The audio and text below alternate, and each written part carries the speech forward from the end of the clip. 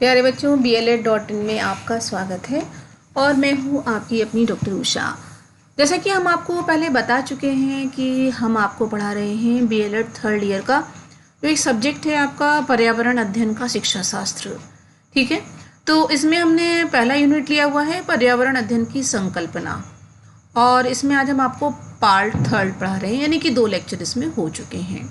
और आज का हमारा जो टॉपिक है वो है पर्यावरण अध्ययन, परिभाषा और उसके उद्देश्य। ठीक है, यदि हम डिटेल क्वेश्चन लें तो ये क्वेश्चन बन सकता है कि पर्यावरण अध्ययन से आपका क्या आशय है या आप इसके बारे में क्या जानते हैं, हमें डेफिनेशंस दीजिए और उसके ऑब्जेक्टिव्स क्या हैं। और लॉन्ग क्वेश्चन जैसा कि हमने बताया कि वो बन सकता है कि पर्यावरण अध्ययन क्या है, उसकी डेफिनेशंस और उसके ऑब्जेक्टिव्स बताइए। What is environmental studies, it's definitions and objectives. हम सबसे पहले जानेंगे कि आखिर पर्यावरण स्टडी क्या है। ठीक है, तो जैसा कि हम जानते हैं कि पर्यावरण क्या है, एक परिवेश है हमारे चारों ओर का, और जिसके अंदर प्राणी मात्र के जीवन के अस्तित्व के साथ साथ उसके जीवन की विभिन्न प्रक्रियाएं संचालित होती हैं। कहने का मतलब ये है कि जो एनवायरनमेंट है हमारा, ठीक है, तो उसमें हमारी लाइफ की जो एग्जिस्टेंस है उसके साथ साथ लाइफ में होने वाली जितनी भी एक्टिविटीज़ हैं वो सभी संचालित होती हैं। बिल्कुल सही बातें होती हैं, ठीक है, क्योंकि हमारे जितनी भी हमारी वाइटल एक्टिविटीज़ हैं वो सब हमारे एनवायरनमेंट में ही तो घटित होती हैं। तो प्राणियों का वास्तविक स्वरूप व व्यवहार पर्यावरण की जितनी भी इंटर कह सकते हैं हम, इंटर एक्टिविटीज़ का ही परिणाम है। यानी कि हमारा जो भी आप फॉर्म देख रहे हैं, प्राणियों का जो भी वास्तविक रूप आप देख रहे हैं, ठीक है, उसका बिहेवियर जो देख रहे हैं वो क्या है, हमारा एनवायरनमेंट के साथ क्या इंटरेक्शन है उसी का रिजल्ट है। अतः हम स्पष्ट रूप से कह सकते हैं कि जो एनवायरनमेंट है और उसके जो कंपोनेंट्स हैं उन तथ्यों के अध्ययन से न केवल एनवायरनमेंट और इकोसिस्टम के बारे में आधारभूत जानकारी प्राप्त होती है, बल्कि जो आपकी एनवायरमेंटल स्टडीज़ है उसके द्वारा जो हमारा ह्यूमन बीइंग्स है और जो इकोसिस्टम है उसके बीच में क्या रिलेशनशिप है, इसकी भी जानकारी हमें मिलती है। ठीक है, जहाँ तक हम मनुष्य एवं पर्यावरण के संबंधों का प्रश्न है, तब ये तथ्य ध्यान देने योग्य है कि मनुष्य प्रकृति के सभी प्राणियों में बुद्धिमान है, और बुद्धिमान के साथ साथ कैसा है, विवेक भी है। उसमें क्या है, हम लोग बुद्धिमान भी हैं और हमारे अंदर सोचने समझने की शक्ति भी है। और इसी शक्ति के कारण और इसी सोचने समझने की जो हमारे अंदर एक बुद्धि मतलब ताकत दी है ऊपर वाले ने और क्षमता दी है, तभी हम क्या करते हैं, अपने को एनवायरनमेंट के हिसाब से ढाल लेते हैं। ठीक है, जो कि अन्य में नहीं पाया जाता। तो हम लोगों में ये एक अनुकूलन की प्रकृति पाई जाती है। ठीक है, इसीलिए हम दूसरों की तुलना में अद्वितीय हैं। दूसरे शब्दों में हम कह सकते हैं कि प्राकृतिक और सामाजिक पर्यावरण के साथ मनुष्य ने न केवल अनुकूलन किया है, बल्कि हमने क्या किया है, इकोसिस्टम और एनवायरनमेंट के साथ positive as well as negative हमने क्रियाएं भी की हैं। ठीक है ना, क्योंकि हमने क्या किया है, इकोसिस्टम को कहीं पे हमने उसको साधा है और कहीं पे हमने क्या किया है, उसको बिगाड़ा भी है। इस प्रकार से हमने एनवायरनमेंट की स्टडी में केवल हम नेचुरल चीज़ों से सृजित एनवायरनमेंट और उसकी जो एक्टिविटीज़ हैं उनका अध्ययन नहीं करते, बल्कि उसके साथ साथ हम क्या करते हैं कि हमने जो निर्माण किया है, यानी कि मानव निर्मित हमने जो एनवायरनमेंट बनाया है उसके प्रभावों का भी अध्ययन करते हैं। ठीक है ना, तो यानी कि हम नेचुरल चीज़ों के साथ साथ हम ह्यूमन मेड या मैन मेड जो हमने एनवायरनमेंट क्रिएट किया है उसकी स्टडी भी करते हैं।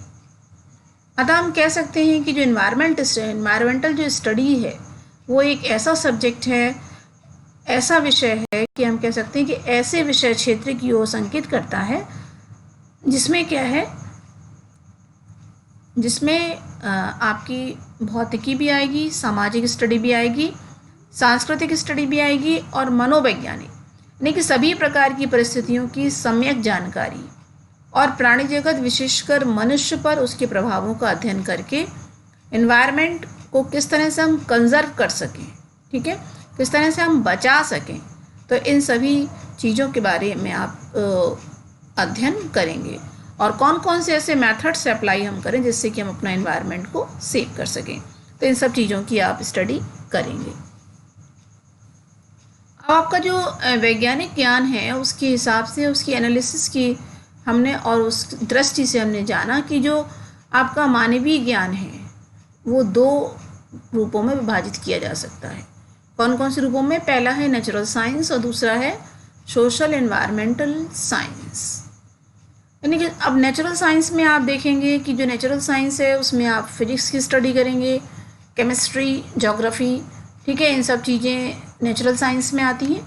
और जीव विज्ञान से जुड़ी हुई जूलॉजी, बॉटनी और इससे जुड़े हुए विषयों को सम्मिलित किया गया है। और जो दूसरा पार्ट हमने बताया है आपको सोशल एनवायरनमेंट साइंसेस, ठीक है, सामाजिक पर्यावरण विज्ञान। तो इसका मतलब देखिए यह है कि वह सभी विषय इसमें सम्मिलित होंगे जिसमें क्या है, मनुष्य और उसके एनवायरनमेंट के मध्य इंटर रिलेशनशिप आता है। अब जैसे कौन कौन से, जैसे हमारे ट्रेडिशंस हैं, ठीक है, जैसे हमारा इनहेबिटेड है यानी कि हमारा रहन सहन है, हमारे व्यूज़ हैं, ठीक है, विकास के विभिन्न आयाम हैं, या नागरिक जीवन के मानदंड जो हैं, और हमारी जो कल्चरल एक्टिविटीज़ हैं, ठीक है, हमारी जो परंपराएं हैं, ठीक है, और हमारे जो आचरण हैं, ये सभी प्रकार के जो क्रियाएं हम करते हैं समाज में रह के वो सब आएंगे। तो जो सामाजिक पर्यावरण विज्ञान है वह उन एम्स की ओर संकेत करता है जिससे मानव अपने सामाजिक परिवेश से क्या करे, उत्तम सामंजस्य स्थापित करके एक सामाजिक प्राणी के रूप में अपने जितने भी उसके उत्तरदायित्व थे उनका निर्वहन कर सके और अपने अस्तित्व को क्या करे, सुरक्षित रख सके। तो जो आपका सामाजिक पर्यावरण विज्ञान है उसमें हम क्या जानेंगे, उसमें हम यही जानेंगे कि मनुष्य अपने आप को अपने एनवायरनमेंट के साथ किस तरह से सामंजस्य स्थापित कर सके और सामंजस्य स्थापित करने के साथ साथ अपने उत्तरदायित्वों को निभा सके और अपने अस्तित्व की सुरक्षा कर सके। इस प्रकार से जो आपका एनवायरमेंटल स्टडीज़ है उसका जो कंसेप्ट है, ठीक है, उसमें प्राकृतिक विज्ञान और सामाजिक विज्ञान दोनों ही तत्व कैसे हैं, सम्मिलित हैं।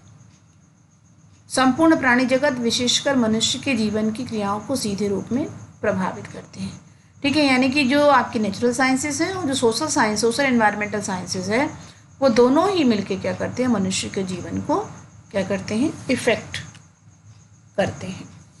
अब देखिए इसकी डेफिनेशंस आई हैं तो डिफरेंट व्यूज़ के हिसाब से।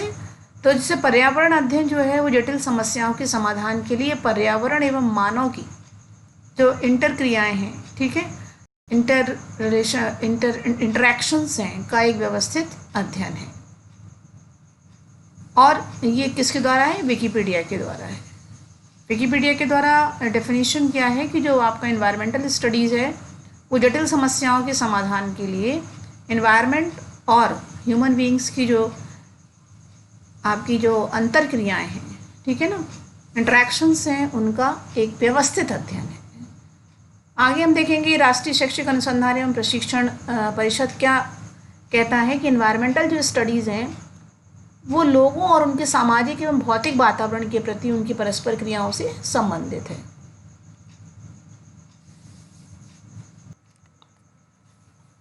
आगे हम देखेंगे कि विद्यावती मलैया जी क्या कहती हैं।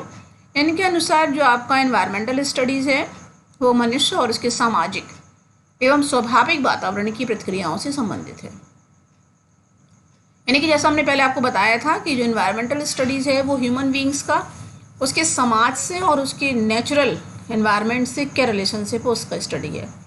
यह विषय मनुष्य के परस्पर संबंधों से संबंधित है और इसकी स्टडी के द्वारा जो दैनिक जीवन यापन की पद्धतियां हैं, सहयोगपूर्ण कार्य करने की उसकी इच्छा है और उसकी अपनी मुख्य आवश्यकताओं को पूरा करने के लिए वातावरण का उपयोग करने, संस्कृति और उसके प्रभावशाली तत्वों का परिचय प्राप्त करने पर अधिक बल दिया जाता है। ये डेफिनेशंस थी विद्यावती मलैया के अनुसार। अब इन सभी परिभाषाओं से देखिए क्या स्पष्ट होता है कि जो आपका एनवायरमेंटल स्टडीज़ है यह एक ऐसा स्टडी का क्षेत्र है जिसमें विषय वस्तु प्राकृतिक विज्ञान और सोशल विज्ञान, सोशल साइंस दोनों से ली गई है, ठीक है। ये इसकी स्टडी में क्या है, नेचुरल साइंस भी है और कौन सी साइंस है, और सामाजिक विज्ञान भी है। क्योंकि आपका जो एनवायरमेंटल स्टडी के अंतर्गत वो सभी फैक्टर्स और परिस्थितियों का अध्ययन किया जाता है जो मनुष्य के साथ साथ प्राणी जगत की जीवन क्रियाओं में और उसके कार्य व्यवहारों पर प्रभाव डालती है। निश्चित रूप से जो एनवायरनमेंट है वो क्या करता है, हमारी लाइफ की जो भी एक्टिविटीज़ हैं, हाँ ठीक है ना, और हमारा जो भी कार्य व्यवहार है उसको प्रभावित करता है। ये जो ऐसा एक सब्जेक्ट है कि इसका अध्ययन बहुत व्यापक है, ठीक है। ये अध्ययन का व्यापक क्षेत्र है जिसमें आपका नेचुरल एनवायरनमेंट और मानव निर्मित एनवायरनमेंट दोनों को क्या किया गया है, आपस में संबंध करके इसकी स्टडी की गई है। और ये जो अध्ययन है पर्यावरण विज्ञान पारिस्थितिकी के मूलभूत सिद्धांतों के साथ साथ इसमें नीति शास्त्र भी आएगा, भूगोल, मानवशास्त्र, राजनीति, शहरी नियोजन, कानून, अर्थशास्त्र, दर्शन, समाजशास्त्र और सामाजिक न्याय, नियोजन, प्रदूषण नियंत्रण एवं प्राकृतिक संसाधनों का प्रबंध के अध्ययन से भी गहनता से संबंधित है। मतलब आप ये देखिए कि जो आपका एनवायरनमेंट है, जो आपकी एनवायरमेंटल स्टडीज़ है, वो कितने अन्य क्षेत्रों से संबंध स्थापित करती है, तब जाके आप एनवायरमेंटल स्टडी कर सकते हैं। आगे हम देखेंगे कि इसके हिस्टोरिकल पर्सपेक्टिव्स क्या हैं। तो एनवायरमेंटल स्टडी विषय के विकास एवं अध्ययन प्रक्रिया पर यदि प्रकाश डालें तो हम ये पाते हैं कि सिरक्यूस विश्वविद्यालय के अंतर्गत न्यूयॉर्क स्टेट वानिकी कॉलेज ने सन 1950 में एनवायरमेंटल स्टडी की उपाधि स्तर से प्रारंभ किया और 1956 में उन्होंने पहली उपाधि इस विषय पर प्रदान की। तो एनवायरमेंटल स्टडीज़ के क्षेत्र में रिसर्चेज हुए और शिक्षण प्रक्रियाओं को बढ़ावा देने के उद्देश्य से 1993 में environment study association of Canada की स्थापना की गई और 4 जुलाई 1971 को रॉबर्ट ए पहलके ने ऑल्टरनेटिव जनरल नाम की एक रिसर्च पेपर निकाला। सन 2008 में association for environment studies and sciences के नाम से संयुक्त राज्य अमेरिका में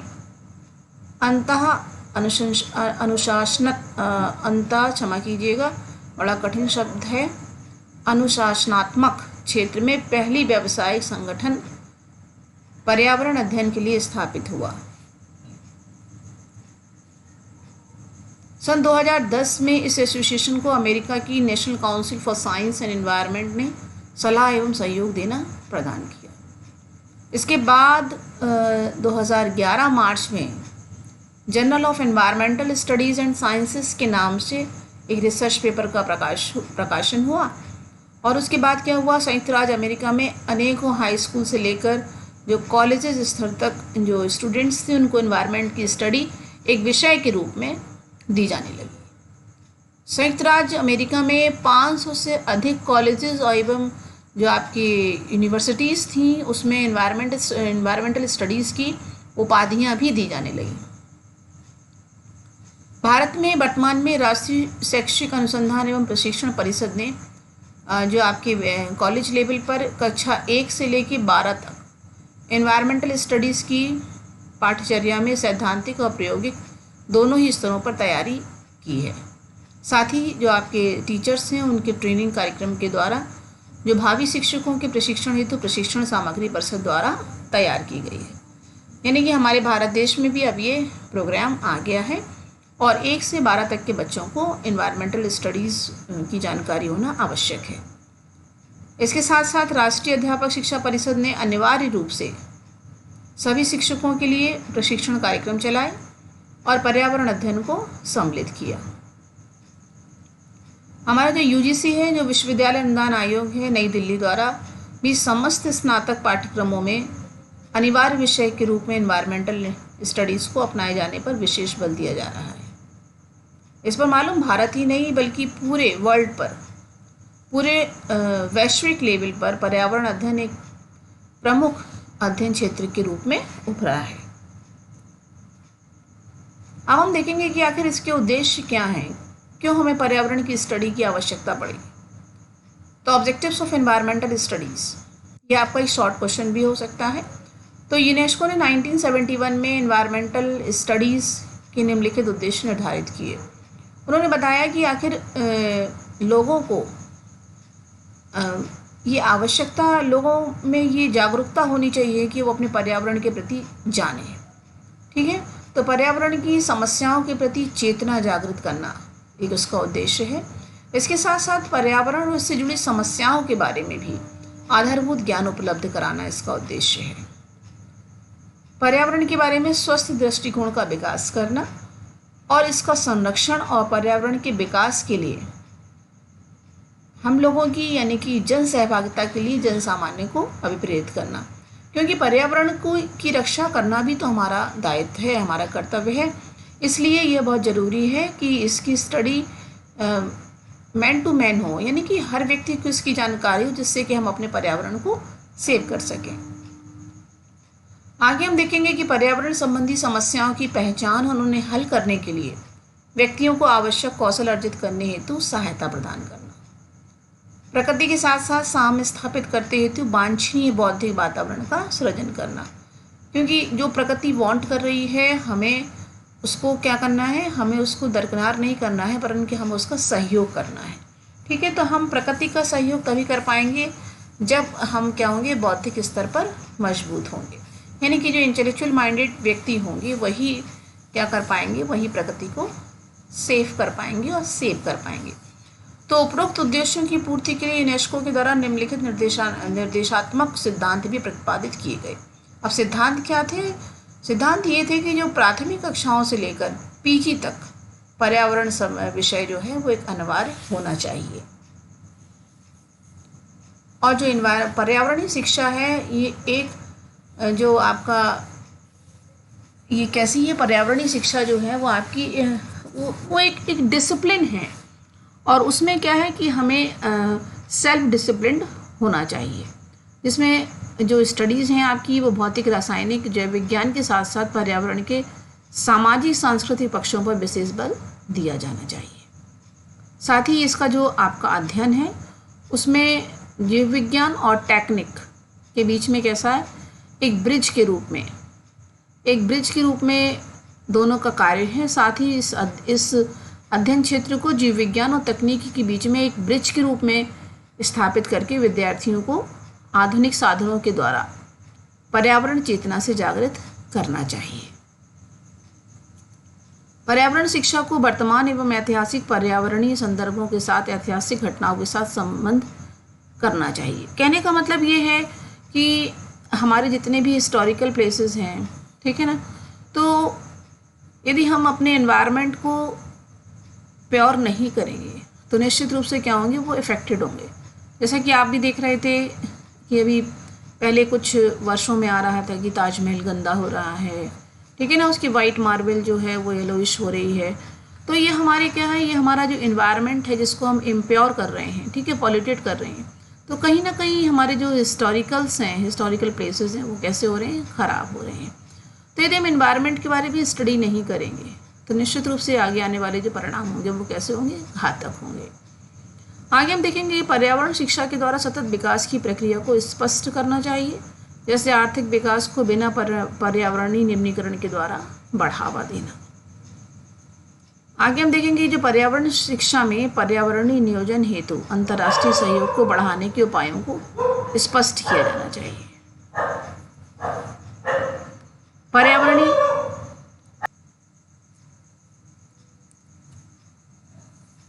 तो आज के लिए प्यारे बच्चों बस इतना ही।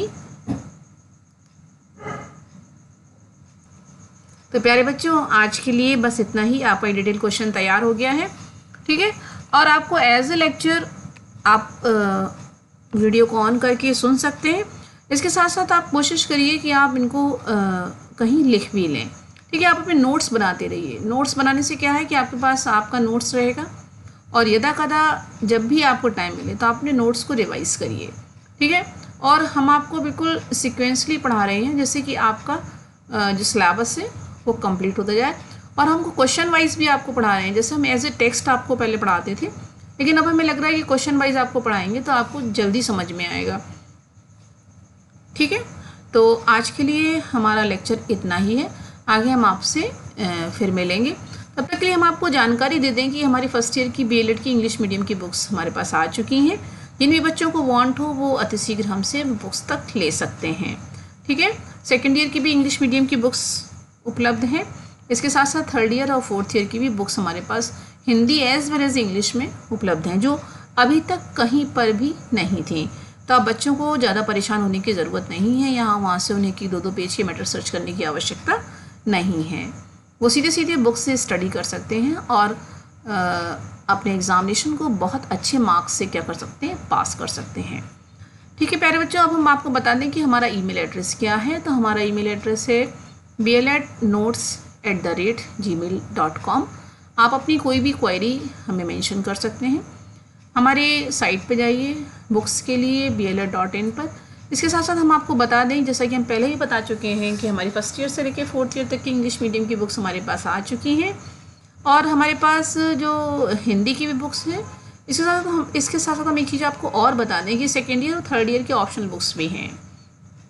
किंडल पर हमने बहुत पहले से बुक्स डाल रखी हैं, क्योंकि हमारे पास प्रिंट मीडिया में उस समय उपलब्ध नहीं थी, इसलिए आप किंडल पर भी स्टडी कर सकते हैं। हमने आपको अपना एक व्हाट्सएप नंबर दे रखा है 7055248478। नंबर एक बार फिर से सुन लीजिए, 7055248478। ठीक है, तो ये हमारा व्हाट्सएप नंबर है। आपको कोई भी मैसेज करना हो, ठीक है, आपको कुछ भी वांट करना हो, कोई भी बुक का ऑर्डर देना हो, तो आप इस व्हाट्सएप नंबर पर संपर्क कर सकते हैं। इसके साथ साथ हमने कैश ऑन डिलीवरी की जो सुविधा है वो भी उपलब्ध करा दी है, तो आप उसका भी फ़ायदा उठा सकते हैं। अब प्यारे बच्चों, हमें आपसे एक ही वांट रहती है कि आप हमारी साइट को विज़िट करें bl.in को। इसके साथ साथ आप लाइक करें, शेयर करें, ठीक है, और सब्सक्राइब करें। यदि आप अभी नए नए जुड़े हुए हैं तो सब्सक्राइब करें और अपने फ्रेंड्स को बताएं और अधिक से अधिक लोगों को इस लेक्चर से लाभान्वित कराएं। इसी के साथ आप अपनी डॉक्टर उषा को दीजिए विदा, फिर मिलेंगे। नमस्कार।